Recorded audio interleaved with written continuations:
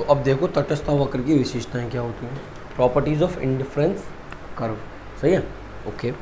तो क्वेश्चन ये बनता है कि इंडिफरेंस कर्व क्या होता है, यानी कि तटस्थ वक्र क्या होता है और उसकी विशेषताएं क्या होती हैं। ये क्वेश्चन वो 3 नंबर में बना देगा। उसको पूरा करना है तो एक तो हमें तटस्थ वक्र की परिभाषा यानी कि डेफिनेशन पता होनी चाहिए। ये जो शेड्यूल हमने पढ़ा था इससे जस्ट पहले, ये वाला मतलब जो उसकी सारणी है ये पता होनी चाहिए वाली तालिका, और फिर ये डायग्राम आना चाहिए बनाना। और डायग्राम बनाने के बाद फिर लिखोगे कि भैया इसकी विशेषताएं क्या क्या होती हैं। सबसे पहले कहता है कि तटस्थ वक्र नीचे की ओर ढलवा होता है, यानी कि ऊपर से नीचे की तरफ उसका ढलाव होता है। हम जो बनाते हैं, जो हमने कल ये बनाया भी था, वो ऊपर से ऐसे नीचे की तरफ बनाया था, नहीं यूँ करके ऐसे करके, वही चीज़ तो है ये। तो ऊपर से नीचे की ओर उसका ढलाव होता है। ढलवा उल्टा लिखा हुआ है, ढलाव लिखा हुआ, उसमें क्या लिखा हुआ उस वाली बुक में? ढलवा लिखा हुआ है, क्या बात है। तो हम कहते हैं कि ढलाव होता है। तटस्थ वक्र बाएं से दाएं नीचे की ओर ढलवा होता है, इसका अर्थ है कि तटस्थ वक्र का ढलान ऋणात्मक होता है। ठीक है, इसका तात्पर्य है कि यदि उपभोक्ता एक वस्तु में वृद्धि का निर्णय करता है तो उसे दूसरी वस्तु में कमी करनी होगी। सबसे बढ़िया बात यही है, यहाँ से लेकर यहाँ तक की। अगर वो व्यक्ति चाहता है कि वो सेब को ज़्यादा खरीदे या सेब को ज़्यादा उपभोग करे, तो उसको संतरों का उपभोग क्या करना पड़ेगा? कम करना पड़ेगा। वो ऐसा कहेगा कि ऐसा क्यों भाई, हम तो दोनों खरीद सकते हैं। भाई आपके पास इतने पैसे ही नहीं, जो आपकी आय है वो लिमिटेड है, बंधी हुई है। तो भैया वो कहता है कि एक वस्तु में वृद्धि का निर्णय लेता है तो दूसरी वस्तु में क्या करनी पड़ेगी?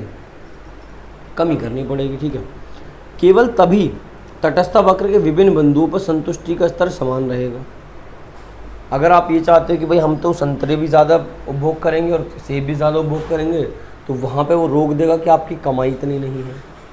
और अगर आपको हर बिंदु पर, हर संयोग पे आपको संतुष्ट होना है, और तो फिर अगर इसमें वृद्धि करने की ठान लिया आपने कि सेबों को ज़्यादा वृद्धि करेंगे तो संतरों में कमी करनी पड़ेगी। ये कॉमन सी बात है। चित्र 2, अभी चित्र 2 जो ये वाला तो है, चित्र 2 अगला वाला है, सही है। तो कहता है चित्र 2 के संबंध में आईसी, पहले चित्र देख लेते हैं। ये बना रहा, आगे पीछे लिख देते हैं, बैलेंस नहीं है। चित्र 2 में तुम्हें इंडिफरेंस कर्व दे रखा है, वहाँ एक संयोग ए है और एक संयोग बी है। इन्होंने करा क्या? इन्होंने सबसे पहले, अगर हम ऑरेंज से एप्पल की बात करते हैं, तो इन्होंने संतरे की 2 इकाइयों का नुकसान करा, मतलब उनमें कमी करी, तब जाके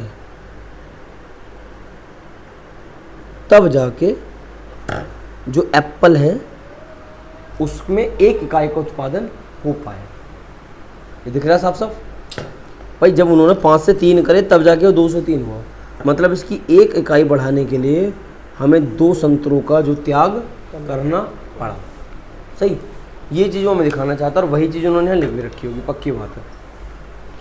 ये कहता है कि चित्र 2 के संबंध में आईसी बिंदु ए पर उपभोक्ता के 5 संतरे 2 सेब हैं, और ए से बी की ओर चलन करने पर उसके पास 3 सेब, यानी कि पहले की तुलना में 1 अधिक है और संतरे 3 रह जाते हैं और पहले की तुलना में 2 कम हैं। जब उपभोक्ता बिंदु ए से बिंदु बी की ओर संचलन करता है तथा उसके पास 2 के स्थान पर 3 सेब तथा सेबों से प्राप्त संतुष्टि का स्तर में वृद्धि होती है, चूँकि ए और बी बराबर संतुष्टि के रूप में है, उसे संतरों की कम मात्रा का उपभोग करना होगा, यानी कि उपभोग करना होगा, ताकि संतुष्टि में वृद्धि और संतुष्टि के स्तर में कमी से परिभाषित हो जाए, अर्थात बराबर हो जाए। कहने का मतलब क्या है? आप इस ए से बी की तरफ गए, आपने यहाँ पे सेब 1 ज़्यादा कंज्यूम करा, संतरे 2 कंज्यूम करे, और ये ऐसा हिसाब है कि जब पहले तुम 5 संतरे और 2 सेब खाया करते थे और अब 3 संतरे और 3 सेब खाया करोगे, तो दोनों बिंदुओं से मिलने वाला जो संतुष्टि स्तर है वो बिल्कुल कैसा रहेगा? बराबर रहेगा, एक समान रहेगा। ये वाली बात मैं बताना चाहता हूँ। सही है। अब ये डायग्राम उन्होंने यहाँ भी दे रखा है। देखो, जो चीज़ अभी हमने देखी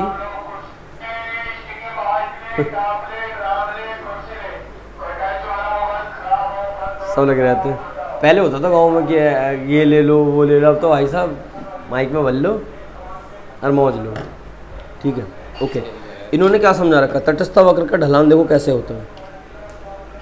ये change in Y divided by change in X, मतलब संतरे की 2 इकाइयों का नुकसान करने के बाद हमें सेब की 1 इकाई का क्या हुआ, फ़ायदा हुआ। वही चीज़ उन्होंने यहाँ दिखा रखी है। देखो ये नुकसान हुआ, उसको उन्होंने वाई से दर्शा दिया। ये फ़ायदा हुआ, उसको उन्होंने एक्स से दर्शा दिया। वाई यहाँ पे 2 है, एक्स यहाँ पे 1 है। ठीक है जी। और ये माइनस में क्यों है, क्योंकि वो 5 में से 3 आ रहा है। भाई इसको तो नुकसान हो रहा है ना कुल मिला के। तो तटस्थ वक्र का ढलान ऋणात्मक इसलिए है कि आपको यहाँ से यहाँ पहुँचने के लिए ऊपर से नीचे आना पड़ा। तो माइनस तो इस बात को दर्शाता है कि इनका जो मतलब जो ढलान होता है वो ऋणात्मक संबंध को दर्शा रहा होता है। तो ये वाली बात यहाँ पर उन्होंने दिखा दी। ठीक है, आगे क्या कहता है। दूसरा, तटस्थ वक्र मूल बिंदु की ओर उन्नततर होता है। इसका मतलब है तुम्हें 10वीं क्लास में पढ़ाया गया होगा कॉनकेव कॉन्वेक्स, यानी कि उत्तल और अवतल लेंस। तो ये बिल्कुल वही वाली बात को दर्शाता है। इसका अर्थ है कि हम कहते हैं कि तटस्थ वक्र मूल बिंदु के उन्नततर होता है, अर्थात जब हम तटस्थ वक्र को बाएं से दाएं संचलन करते हैं तथा ये तब तटस्थ वक्र ढलान में घटने की प्रवृत्ति होती है। तटस्थ वक्र के ढलान को सीमांत प्रतिस्थापन दर कहते हैं, यानी कि मार्जिनल रेट ऑफ सब्स्टिट्यूशन। अभी क्या होता है तो बताता हूँ। वो जो घट रहा होता है ना नंबर, तटस्थ वक्र में ढलान को सीमांत, जो ढलान हो रहा है ना जो ऊपर से नीचे की तरफ जा रहा है, वह उल्टे हाथ से सीधे हाथ की तरफ को जाता है। इसका जो डायग्राम वाला फेस होता है ये उल्टे हाथ से सीधे हाथ की तरफ को जाता है, उल्टे हाथ से सीधे हाथ की तरफ पर ऊपर से नीचे। सही है। बल्कि उन्नततर को ना एक नाम से और जानते होंगे, अभी देखना। इसको तुम कॉनकेव बोल दोगे, नतोदर भी कह सकते हो इसको, कॉनकेव, उन्नतोदर, कॉन्वेक्स, उत्तल लेंस। ठीक है,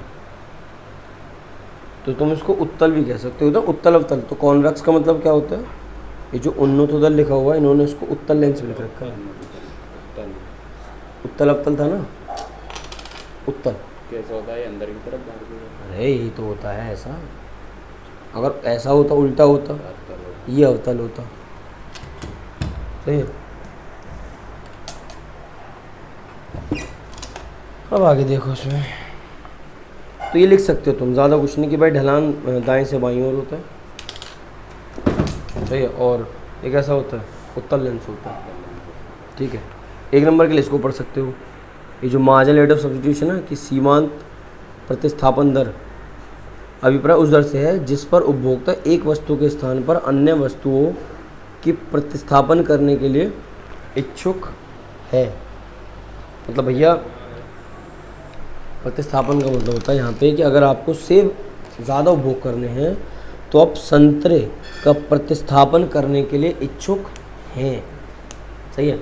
या फिर दूसरा क्या है, अभिप्राय जिस पर उपभोक्ता x, जो x अक्ष पे है, वस्तु y का त्याग करने के लिए इच्छुक है। वस्तु y क्या थी हमारी, y अक्ष पर हमने दिखाया था किसको, हमारे ऑरेंजेस को। चेक करो मेरा ना, y एक्सिस पर ऑरेंजेस थे और x एक्सिस पे क्या थे हमारे, एप्पल थे। तो ये दर्शाना चाहता है कि भैया आपको सेबों को ज़्यादा उपभोग करना है तो आपको संतरों का जो है वो क्या त्याग करना पड़ेगा। वो जो चीज़ है वही क्या है हमारी, सीमांत प्रतिस्थापन दर, वो यहाँ आमतौर पर कहलाती है। और एक बात और ध्यान रखना, इंडिफरेंस कर्व के केस में ये घटती ही घटती है। सही है।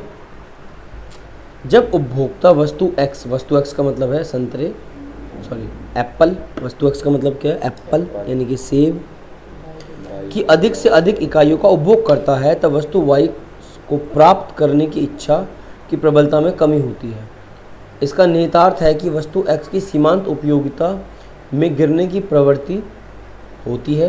दूसरी ओर जैसे जैसे वस्तु y की अधिक से अधिक मात्रा का त्याग होता जाता है तो उसकी वस्तु y को प्राप्त करने की इच्छा की प्रबलता में वृद्धि होती है। कहने का मतलब क्या है, जब तुम सेब खा रहे होगे बहुत ज़्यादा तब तुम्हें संतरा खाने का मन करेगा, जब तुम संतरा खाओगे बहुत ज़्यादा तब तुम्हें सेब खाने का मन करेगा। तो यहाँ संयोग इस प्रकार से बनाए जाते हैं कि आपको आप कोई भी चीज़ खा लो, आप अपने हिसाब से कोई भी चारों संयोगों में से एक संयोग चूज़ कर लो, आपको जो संतुष्टि मिलेगी सभी संयोगों से वो कैसे मिलेगी, बिल्कुल बराबर मिलेगी। है अगर दोनों समय मिल जाए तो कैसे संतरे से और सेब से दोनों की अलग वाली। ना, अभी तो कंडीशन 2 के लिए रखी है ना, तो भाई 2 से ही संतुष्ट रहना पड़ेगा ना। आदमी तो हराम ज़्यादा है, आदमी क्या 2 3 4 5 कितने ला के रख दो, चाहे खाए ना जा। दूसरी और वस्तु वाई की अधिक स्थिति हो गए इसका नेता कि वस्तु वाई की प्रत्येक अतिरिक्त इकाई का त्याग करने से उसकी सीमांत उपयोगिता में वृद्धि होती है।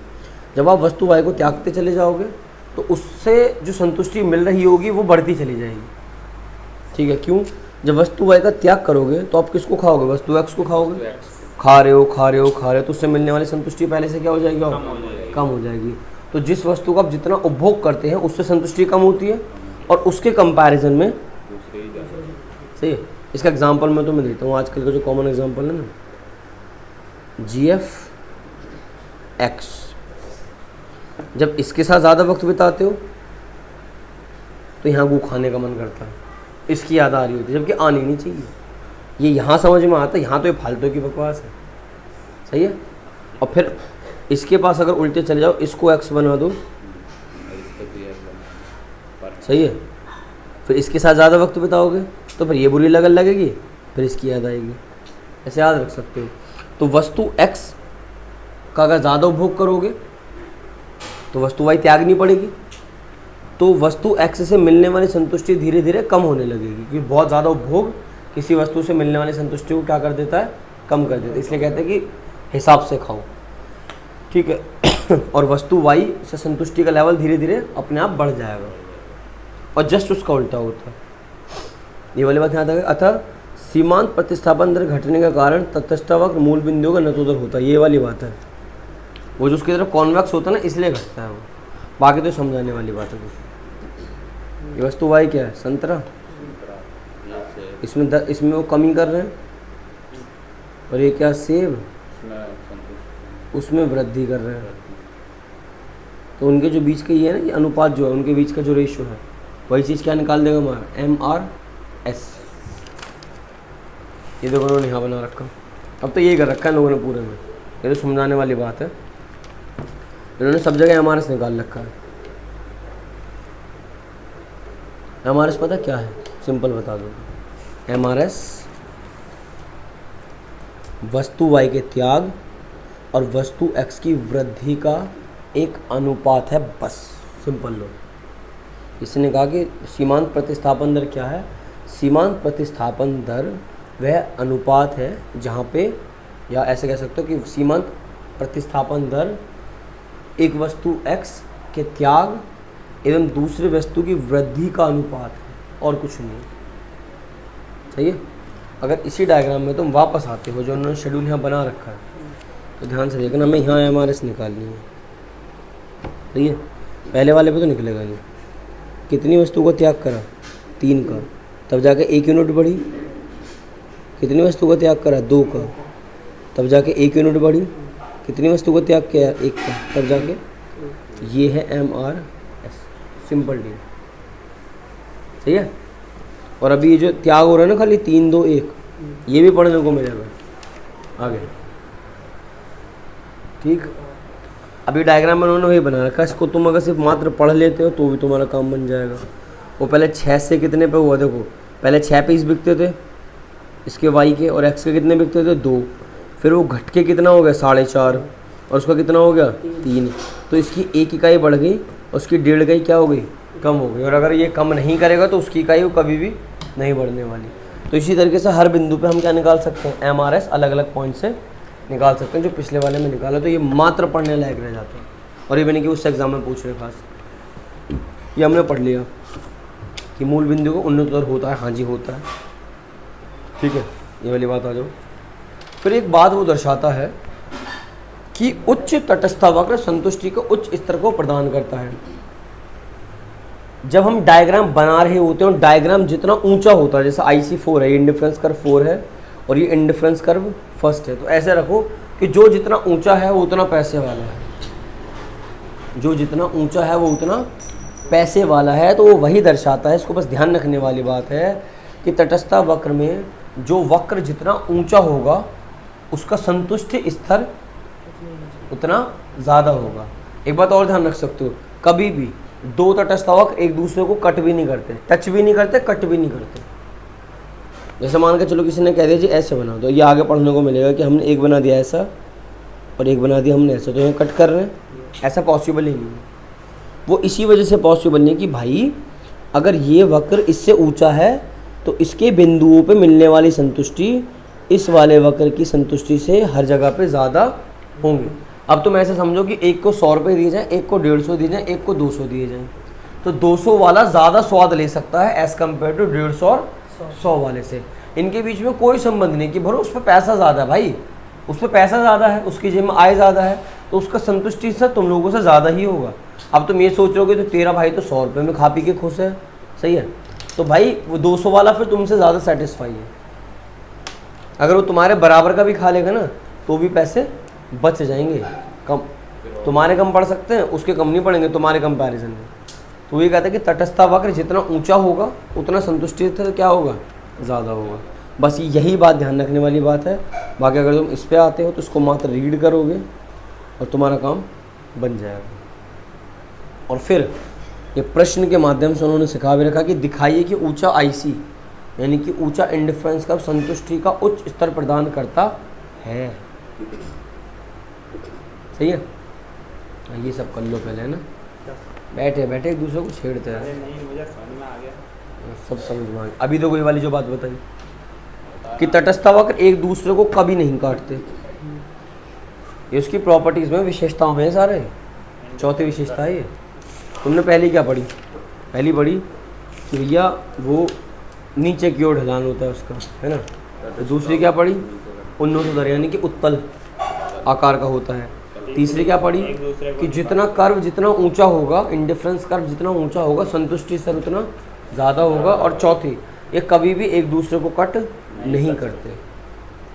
हमने कहा देखो ये नीला वाला देखो, देखो ये वाला, ये इंडिफरेंस कर्व फर्स्ट है, इंडिफरेंस कर्व सेकंड है। अब इंडिफरेंस कर्व यहाँ इससे ऊपर दिखाई दे रहा है, तो इंडिफरेंस कर्व से मिलने वाली संतुष्टि हर बिंदु पर इंडिफरेंस कर्व फर्स्ट से क्या होगी, ज़्यादा होगी। तो ये कभी भी एक दूसरे को नहीं काटेंगे, कभी भी नहीं काटेंगे। वो सीधा कह देगा कि भाई इंडिफरेंस कर्व के जितने भी बिंदु हैं उन सभी बिंदुओं का जो संतुष्टि स्तर है इंडिफरेंस कर्व फर्स्ट के संयोगों से कहीं ज़्यादा है, तो आप उनको एक बिंदु पर एक समान दिखा भी नहीं सकते। ये चीज़ गलत है, ऐसा डायग्राम बनता ही नहीं है। ठीक है, ये वाली बात याद रखनी है और मात्र इसको पढ़ना है, ये ज़्यादा परेशान फिर तुम्हें नहीं करेगा। बट ये वाली बात याद रखो, कोई दिक्कत नहीं। उसका लास्ट क्या है कि कभी भी इंडिफरेंस का यानी कि तटस्थ ना तो एक्स अक्ष को छूता है ना ही वाई अक्ष को छूता है, क्योंकि हमने स्टार्टिंग में ही पढ़ा था इसकी मान्यताओं में कि आपको दो वस्तुओं का संयोग करना ही करना पड़ेगा। अगर मान के चलिए वस्तु वाई को, मतलब ये वाई एक्स, इसको वाई एक्स को टच कर जाता है, तो यहाँ इसका ये मतलब है कि आपका एक्स क्या है, 0। अगर वो एक्स एक्सिस को टच कर जाता है तो इसका मतलब क्या है, वाई क्या है, 0। तो कभी ना वाई एक्सिस को टच करेगा ना कभी एक्स एक्सिस को टच करेगा। रीज़न यही है, टच इसलिए नहीं करेगा क्योंकि हमें कम से कम दो वस्तुओं का उपभोग करना ही करना है।